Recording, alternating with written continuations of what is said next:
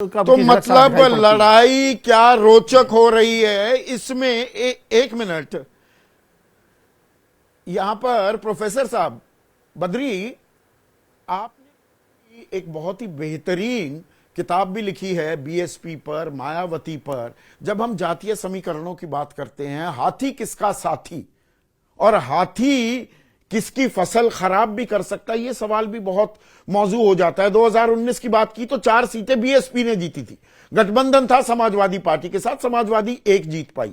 लेकिन 2022 में हाथी बिल्कुल साफ होता भी दिखाई दिया। इस बार पहले 3 चरण में मायावती लड़ती हुई दिखाई दी। उसके बाद आकाश को जिस तरह से उत्तराधिकारी का तमगा जो मिला था वो भी वापस ले लिया और वो थोड़ी फिर से पैसिव होती दिखी, क्योंकि ये शब्द चर्चा में इस्तेमाल हो चुका है। तो हाथी का पैसिव होना पूर्वांचल के लिए क्या संकेत दे रहा है? नहीं लगता है ऑडियो में कुछ दिक्कत है। अबे दुबे, अगर आप इस सवाल का जवाब दें, हम ऑडियो ठीक करते हैं।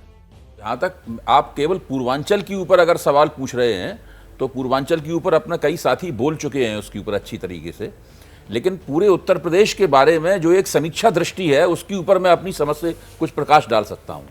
चुनाव प्रचार शुरू होने से पहले पहले चरण के मतदान से पहले स्थिति ये थी, अगर किसी भी समीक्षक से पूछा जाता था कि भाई उत्तर प्रदेश की क्या स्थिति है, तो सब लोग कहते थे कि भाजपा के पास 62 सीटें हैं, भाजपा 70 तक पहुंच सकती है, समाजवादी पार्टी के पास 5 सीटें हैं, वो एक आध और जीत लेगी, एक आध सीट कांग्रेस जीत लेगी। ये कुल मिलाकर एक नज़ारा जो है वो पेश किया जाता था और इसके ये चीज़ और सुनने में बड़ा भरोसा भी लगता था कि हाँ दरअसल ऐसा ही होगा, क्योंकि भाजपा के पास जातियों का एक बहुत ज़बरदस्त कोलिशन, एक ज़बरदस्त गठजोड़ भाजपा के पक्ष में था और लगातार 2014 से ही वो बार बार भाजपा के पक्ष में वोट करता हुआ नजर आ रहा था। वो कभी भी हिला नहीं अपनी जगह से, इसलिए बड़ा भरोसा होता था कि भाजपा ऐसा ही प्रदर्शन करेगी। अगर देश के किसी इलाके में कमी हो गई तो उत्तर प्रदेश से वो उसकी पूर्ति कर लेगी, काफ़ी कुछ पूर्ति कर लेगी।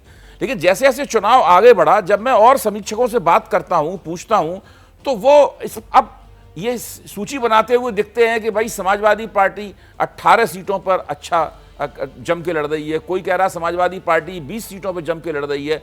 इस लिहाज से देखा जाए कि उत्तर प्रदेश के बारे में समीक्षकों की राय में बहुत परिवर्तन हुआ है और वो परिवर्तन इसलिए हुआ है कि बहुत सारा जो कुछ अप्रत्याशित घट रहा है इस चुनाव में, उसका केंद्र उत्तर प्रदेश भी है। उत्तर प्रदेश में देखने से ऐसा लगता है जैसे कि जातियों, वही मैं बता रहा हूं, जो जातियों का एक बड़ा जबरदस्त गठजोड़ भाजपा के पक्ष में दिखाई पड़ता था, बिल्कुल स्थिर, जो कभी नहीं हिलता था, इस बार हिलता हुआ लगता है। जिस तरह की बातें चल रही हैं, जैसे राजपूतों की, जिसका आपने जिक्र भी किया कि पूर्वी उत्तर प्रदेश में राजपूतों की नाराजगी है, ऐसे बहुत से निर्वाचन क्षेत्र हैं, मैं उन निर्वाचन क्षेत्रों को जानता हूं जहां राजपूत भारतीय जनता पार्टी के पक्ष में भी खड़े हुए हैं, क्योंकि वहां की स्थानीय स्थिति ऐसी है। लेकिन व्यापक तौर पर देखा जाए तो ऐसी स्थिति नहीं रह गई है कि राजपूत उतनी दृढ़ता के साथ भारतीय जनता पार्टी का समर्थन कर रहे हैं। उसके बाद कांग्रेस के साथ गठजोड़ होने से जो अल्पसंख्यक मतदाता है उसके बीच में किसी विभाजन की कोई संभावना नहीं दिखाई पड़ रही है। वो मजबूती के साथ में इंडिया गठबंधन के साथ आएगा। यादव वोटों का भी जबरदस्त ध्रुवीकरण जैसा 2022 के विधानसभा चुनाव और हाथी का पैसिव हो जाना, वो सवाल का जवाब नहीं दिया मैं दे रहा हूं। देखिए, अब ये अवध और पूर्वांचल में क्या फर्क डालेगा? हाथी का अगर पैसे हो जाना है तो उसके लिए लगातार इंडिया गठबंधन की तरफ से संविधान का मुद्दा उठाया जा रहा है और हाथी का जो जाटव जनाधार है, जाटव आधार है, वो संविधान के प्रति काफी संवेदनशील है और उसका जरूर उसके ऊपर मेरे ख्याल से वो खनक जो है वो सारे देश के दलितों में है और उत्तर प्रदेश के जाटव समाज के अंदर तो वो खास तौर से है। जो उत्तर प्रदेश 2022 की विधानसभा चुनाव में हुआ था कि पश्चिमी उत्तर प्रदेश में कुछ जाटव मतदाता भाजपा की तरफ जाते हुए दिखे थे, जिससे जाट वोटों की जो कमी हुई थी उसकी पूर्ति उन्होंने कर पाई थी। इस बार नहीं लगता कि कोई भी जाटव वोट जो है वो भारतीय जनता पार्टी में जाएगा। अगर वो बहुजन समाज पार्टी के उम्मीदवार के साथ नहीं जाएगा, एक बात वो कांग्रेस या सपा में जाएगा। अब है जी, एक बात मैं एक बात यहां पर वो थोड़ा अंडरलाइन करने की जरूरत है। प्रदीप सिंह ने उसकी ओर इशारा भी किया। 2019 के चुनाव भी मुझे याद आते हैं और पहले 3 चरणों के बाद बहुत से जानकार, बहुत से समीक्षक वो जो अंदाजा लगा रहे थे या वो उस वक्त जो भांप रहे थे कि अरे भाई बीजेपी इतनी मजबूत नहीं है उत्तर प्रदेश में, कई जगह दिक्कतें आ सकती हैं।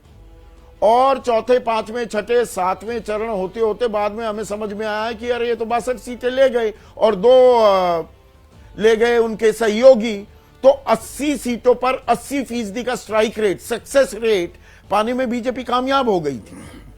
देखिए इस बात को भी हम नजरअंदाज नहीं आप कर 2019 के चुनाव में देखें, 2019 का चुनाव भारतीय जनता पार्टी ने उत्तर प्रदेश में 2014 से खराब लड़ा था। कितनी भी उन्होंने मेहनत की थी, फिर भी उनकी 15 सीटें कम हो गई थी। जबकि हम मानते हैं, मैं भी मानता हूं कि सपा और बसपा का वो गठजोड़ था, वो फ्लॉप था, लेकिन उसका जो साधारण अंकगणित था, उस अंकगणित को भारतीय जनता पार्टी नुकसान तो पहुंचा ही गया उनको। वो अंकगणित, वैसा अंकगणित आज विपक्ष के पास नहीं है, ये बात बिल्कुल सही है। लेकिन इस चुनाव को अगर हम 2019 के चुनाव की या 2014 के चुनाव की रोशनी में देखेंगे तो मेरा मानना है कि वो थोड़ा सा अनुचित होगा। हर चुनाव का एक अपना किरदार होता है, उस जो उभरता हुआ किरदार है, जो पहले चरण से आता है। जैसे ही घड़ी का काटा दोपहर 2:30 पे आए, बबीता जी का दिल सास बहू साजिश के लिए मचल जाए। और ये है इनकी बहू, पूरे दिन ऑफिस की टेंशन हो जाए गॉन जब ये करें अपना फेवरेट शो फ्री टाइम पे ऑन। इनकी तरह आप भी देखिए अपना फेवरेट शो अपने टाइम पर और डाउनलोड कीजिए एबीपी लाइव ऐप अपने स्मार्ट टीवी पर।